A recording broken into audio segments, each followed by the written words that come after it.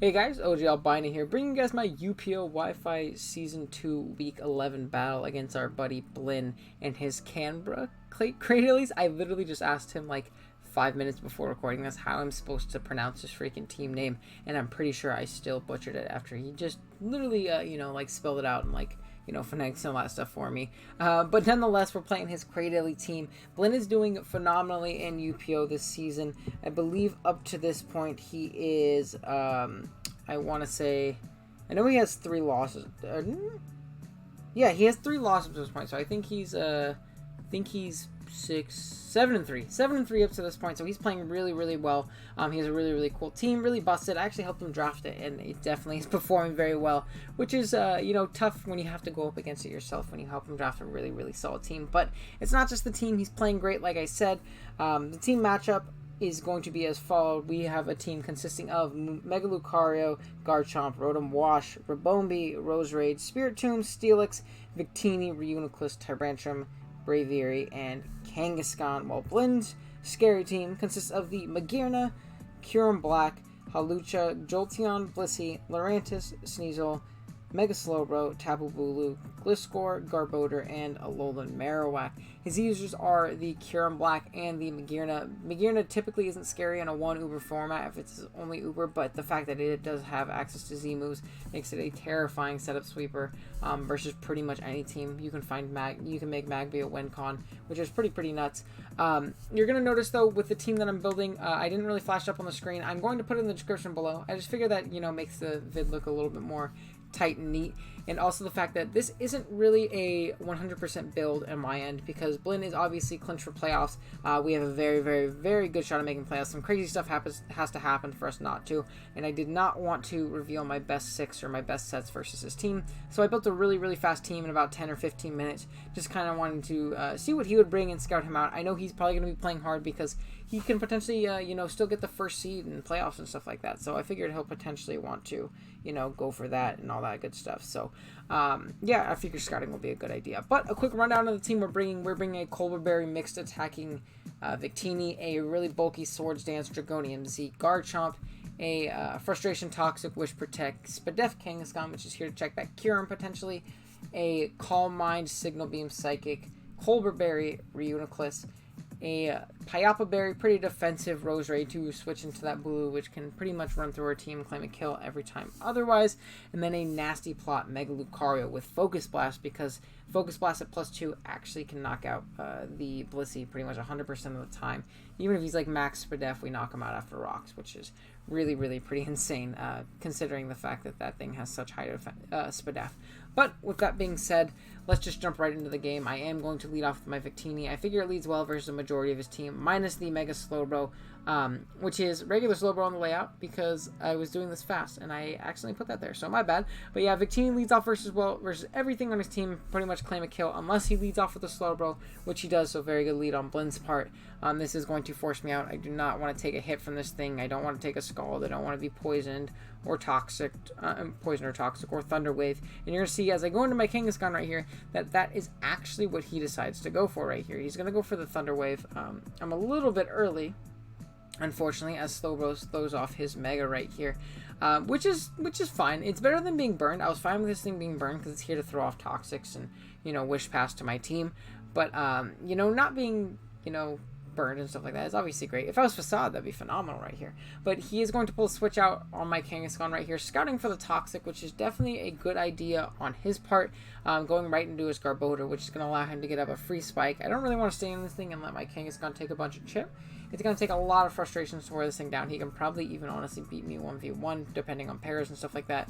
As I'm going to go hard Garchomp as he does get up his Spikes, which is definitely very fair versus my team. As I'm going to set up a Swords Dance here, I figure he might want to switch out and save this thing because it is still pretty good versus my team. It's a great Roserade check as well, especially because I believe I might be Hidden Power Fire on this set. I could be Hidden Power Ground. You'll see in the pace below.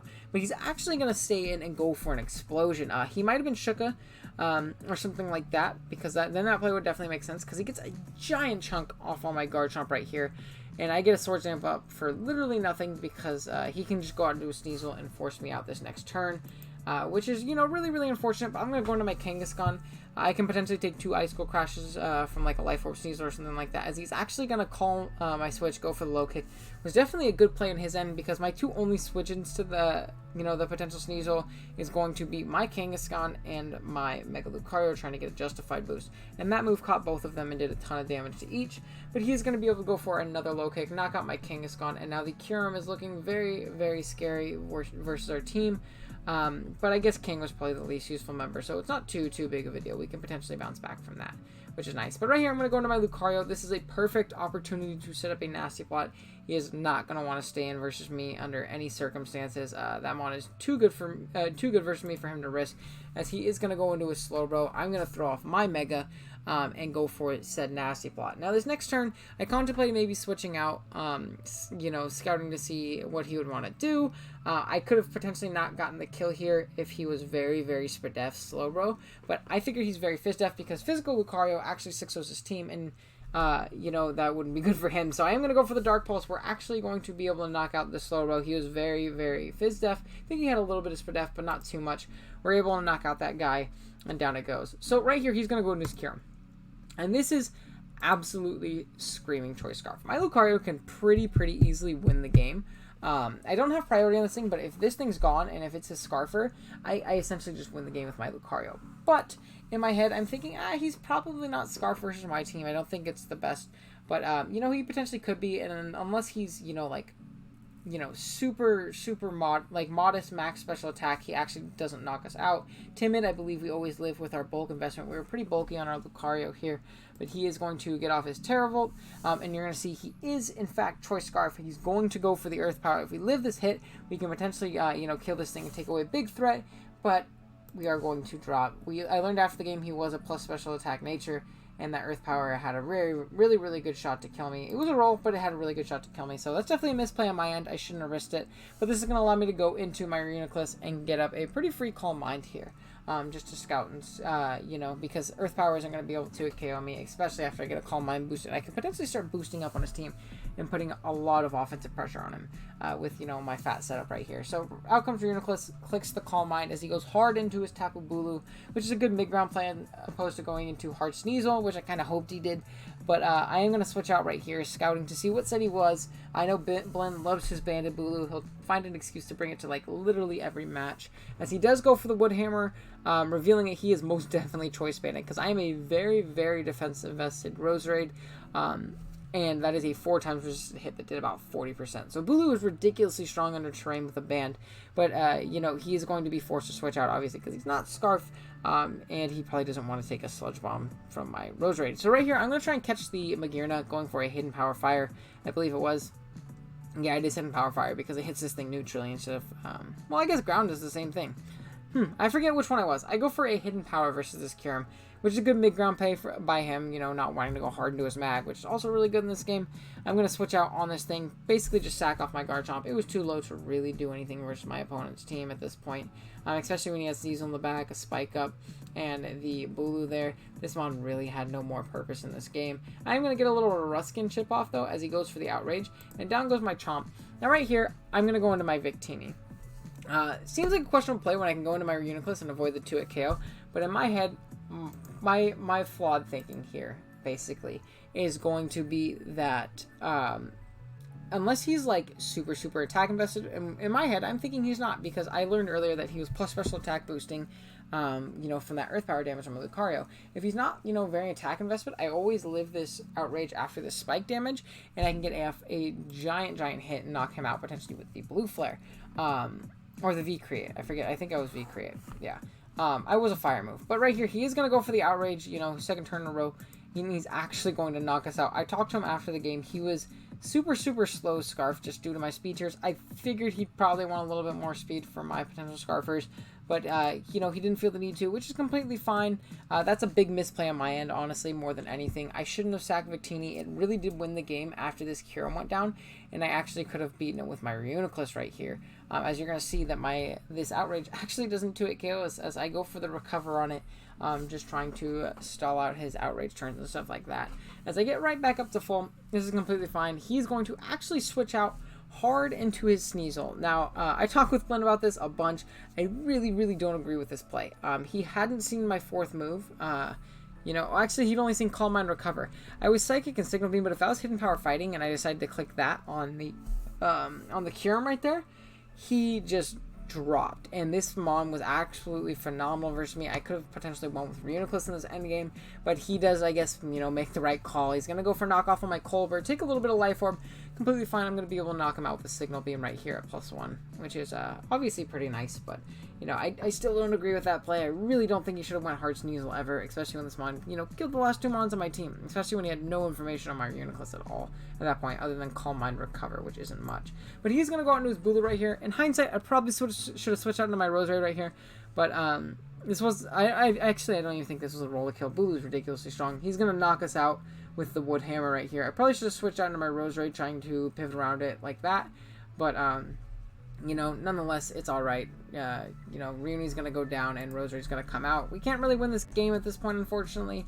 I'm going to take Spike's chip, and I'm going to go for a Sludge Bomb, thinking he just sack this off to secure the win. But no, Mr. Blend has to stunt. He goes into his Magirna. If I clicked HP Fire there, I definitely 2-hit KO'd this thing.